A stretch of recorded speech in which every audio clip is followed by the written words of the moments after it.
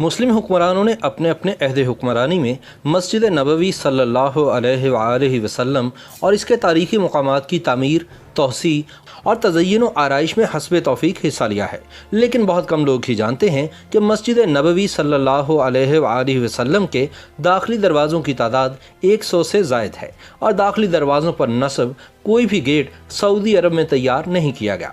اس میں استعمال ہونے والی لکڑی دنیا کے مختلف ممالک سے درآمد کی گئی۔ اس کے نقش و نگار اور تیاری کا عمل اسپین اور امریکہ سمیت مختلف ممالک میں انجام پایا۔ مسجد نبوی صلی اللہ علیہ وآلہ وسلم کے ہر دروازے کا وزن 1.25 ٹن ہے، تاہم اسے ہاتھ کے ہلکے دباؤ سے بھی حرکت دی جا سکتی ہے۔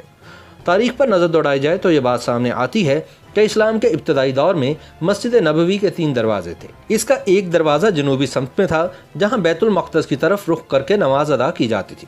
دوسرا دروازہ باب النبی مسجد نبوی کے مشرق میں تھا، اسے باب عثمان بھی کہا جاتا تھا، پھر یہ باب جبریل کے نام سے مشہور ہوا۔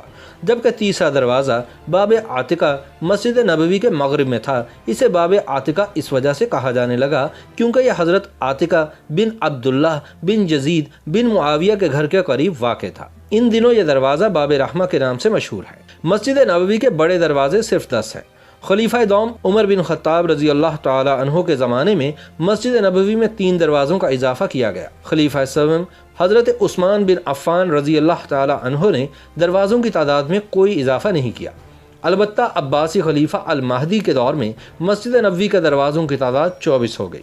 8 دروازے مغرب کی جانب، 8 مشرق کی جانب، 4 شمال اور 4 جنوب کی جانب بنائے گئے۔ مملوکی سلاطین کے زمانے میں مسجد نبوی صلی اللہ علیہ وآلہ وسلم کے بیشتر دروازے بند کر دیے گئے، البتہ 4 بڑے دروازوں یعنی باب جبریل، باب النساء، باب السلام اور باب الرحمہ برقرار رکھے گئے۔ مسجد نبوی میں پہلی سعودی توسیع کے موقع پر یہ چاروں دروازے برقرار رکھے گئے، البتہ مشرق کی جانب باب الملک عبدالعزیز، مغرب کی جانب باب الملک سعود بنائے گئے۔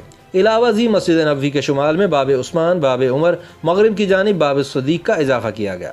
1408 ہجری میں مشرق کی جانب ایک اور دروازے کا اضافہ کیا گیا جسے باب الوقی کا نام دیا گیا ہے۔ مختلف ادوار میں مسجد نبوی صلی اللہ علیہ وآلہ وسلم کی توسیع کا عمل جاری رہا، یہاں تک کہ موجودہ سعودی خاندان سے تعلق رکھنے والے حکمران شاہ سعود بن عبدالعزیز آل سعود نے مسجد نبوی کے 5 مزید دروازوں کے قیام کے ساتھ مزید توسیع کی۔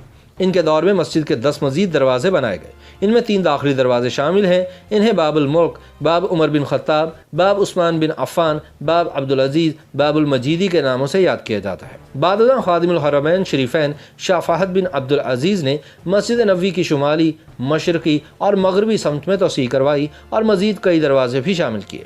شاہ فہد نے مسجد نبوی میں توسیع کرائی تو انہوں نے نئی عمارت میں دروازوں کا اضافہ کر کے ان کی تعداد 85 تک پہنچا دی۔ سن 1415 ہجری میں مسجد نبوی کی قدیم عمارت کے جنوب میں ایک دالان تعمیر کیا گیا جس میں 7 دروازے بنائے گئے۔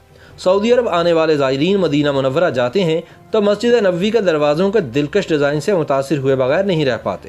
جو زائر بھی مسجد الحرام کے شہر میں پہنچتا ہے شاہ فہد کے زمانے میں کی گئی توسیع کے دروازے دیکھ کر ششدر رہ جاتا ہے۔ مسجد نبوی کے دروازے اعلیٰ ترین بین الاقوامی خصوصیات سے آراستہ ہیں۔ شاہ فہد کے زمانے میں مسجد نبوی کی توسیع کے موقع پر 7 کشادہ داخلے کے مقامات بنائے گئے، ان میں سے 3 شمال کی طرف جبکہ 2 مشرق اور مغرب کی جانب واقع ہیں۔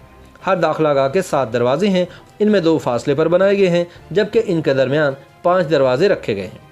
ایک دروازے کی چوڑائی 3 میٹر جبکہ اونچائی 6 میٹر اور موٹائی 13 سینٹی میٹر سے کچھ زیادہ ہے۔ ہر دروازے کا وزن 1.25 ٹن ہے اور ہر دروازہ ہاتھ کی معمولی حرکت سے ہی کھلتا اور بند ہو جاتا ہے۔ ان دروازوں کی تیاری میں 1600 مکعب میٹر سے زیادہ ساج کی لکڑی استعمال کی گئی ہے۔ ہر دروازے میں 1500 سے زیادہ منقش زرین ٹکڑے دائرے کی شکل میں نصب کیے گئے ہیں جبکہ دائرے میں محمد رسول اللہ صلی اللہ علیہ وآلہ وسلم تحریر ہے۔ مسجد نبوی کے دروازے 1 سال میں تیار کیے گئے جبکہ تیاری کا کام دنیا کے کئی ممالک میں انجام پایا۔ فرانس میں سنہرے تانبے کا کام کرایا گیا اور ساج کی بہترین لکڑیاں امریکہ لا کر نصب کی گئی۔ وہاں سے دروازے اسپین کے شہر بارسلونا منتقل کیے گئے، انہیں اسپیشل بھٹیوں میں رکھ کر 5 مہینوں تک خشک کیا گیا اور پھر لیزر سے کام کرنے والی مشینوں کے ذریعے انہیں کاٹا گیا۔ ان میں تانبے کے ٹکڑے لگائے گئے، پھر انہیں چمکایا گیا، آخر میں ان پر سونے کے پانی کا رنگ چڑھایا گیا اور پھر ان ٹکڑوں کو دروازوں میں فٹ کیا گیا۔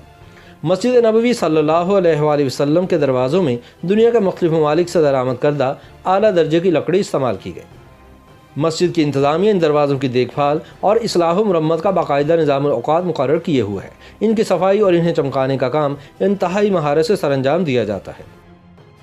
YouTube پر گوگلی نیوز دیکھنے کے لیے youtube.com کی سرچ بار میں googly news T V type کریں۔ گوگلی نیوز کے پیج پر سرخ رنگ کے سبسکرپشن والے بٹن پر کلک کرنا نہ بھولیے۔ YouTube پیج پر اپلوڈ ہونے والی ویڈیوز سے باخبر رہنے کے لیے بیل آئیکن پر کلک کیجیے۔ آپ کو ہر نئی ویڈیو کے بارے میں نوٹیفیکیشن موصول ہو جائے گا۔